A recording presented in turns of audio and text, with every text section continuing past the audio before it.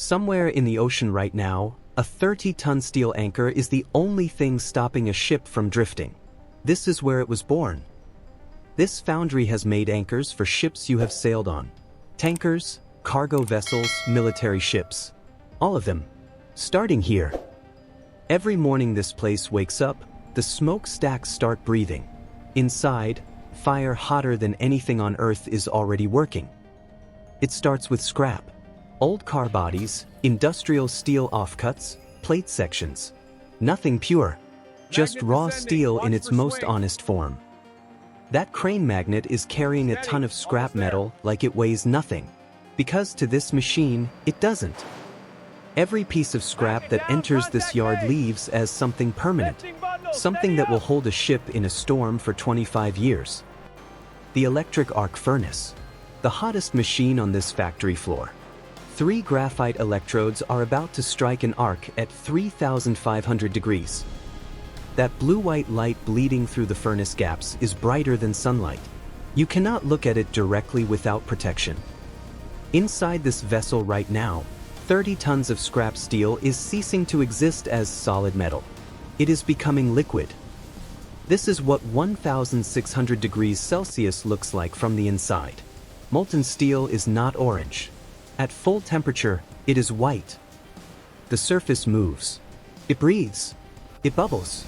This is still the most violent and beautiful material transformation in industrial manufacturing. The electrodes maintain the arc. The steel absorbs the energy. And slowly, 30 tons of scrap becomes 30 tons of liquid.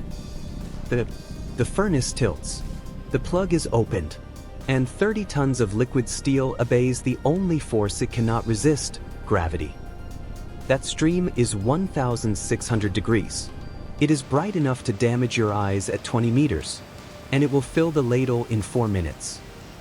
The workers in those proximity suits can stand here because the suits reflect radiant heat.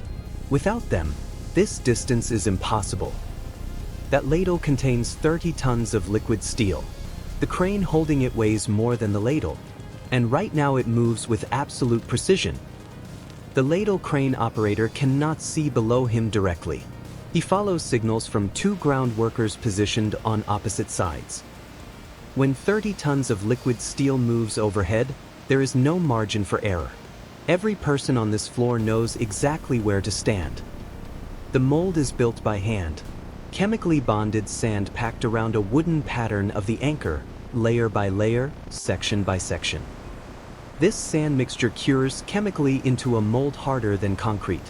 It must survive 30 tons of liquid steel hitting it at 1,600 degrees. The fluke sections of the anchor mold require the most careful packing. The thin geometry means the sand must be completely uniform. The mold is complete. 2 halves clamped together. Steel weights on top to resist the pressure of the rising liquid steel inside. Those pour gates are 15 centimeters diameter. The molten steel will enter through one, fill the entire cavity, and vent through the risers. In a few minutes, this sand cavity will contain 30 tons of liquid steel. Right now it just looks like a box of packed sand. The ladle tilts, and liquid steel falls from 2 meters above into the mold cavity at 1,600 degrees. That steam eruption is instant. Moisture in the sand vaporizes the moment hot metal contacts it. The pour continues through the cloud. The risers begin to overflow. This is the sign that the mold is full. The anchor exists now, locked inside a box of sand. The pour is done. The ladle is sealed. And inside that glowing sand mold, the anchor is being born. It just needs time. The heat bleeds through every crack in the sand. The mold surface glows. You can feel it from 10 meters, radiated energy from the cooling steel. It will cool for 72 hours. 3 full days. Nobody touches it. Nobody opens it. The steel decides when it is ready. Day 4. The sand mold is broken open. Pneumatic chisels attack the sand casing. And inside, something that did not exist 4 days ago. The sand falls away in clouds of dust. The workers chip and scrape. And beneath every layer, black rough cast steel emerges. That shape under the dust, those are the flukes. That is the crown. That is the shank. The anchor is real. It is here. Lifted clear of the mold pit for the first time. Rough, black, sand-encrusted. And already, unmistakably, a ship anchor. That worker is 1.8 meters tall. The anchor hanging beside him is 3 meters. And it is still covered in casting scale and gate sprues. The tapping test. A hammer strike tells an experienced foundry worker whether the casting is solid, or whether a void has formed inside. The gate sprues and risers must be removed. An oxyacetylene torch at 3,500 degrees cuts through the excess steel in minutes. The slag from the torch cut falls to the floor glowing orange. Each cut reveals cleaner steel beneath.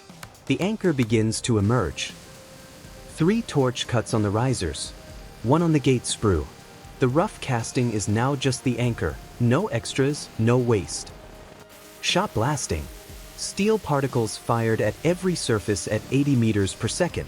The casting surface transforms in real time. Under the shot blast, every trace of sand, every oxide layer, every casting scale is stripped away. The true steel is underneath. The anchor rotates slowly in the chamber. Every surface reached. When it emerges, bare, clean, matte gray steel. Ready for what comes next. Back into heat. The heat treatment furnace holds the anchor at 900 degrees for 6 hours, normalizing the grain structure of the casting. Inside the furnace, the steel is not melting. It is rearranging its internal crystal structure, removing the stresses that casting introduced. The temperature readout climbs to 900. The operator confirms the hold time, and the anchor settles into the heat for the next 6 hours. The CNC boring mill cuts the shackle pinhole through the shank, 120 mm diameter, through 400 mm of cast steel. Coolant floods the cutting zone.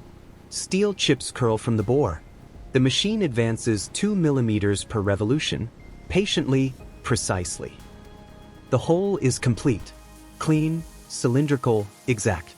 The shackle pin that will connect chain to anchor will fit through this hole perfectly. Proof load test.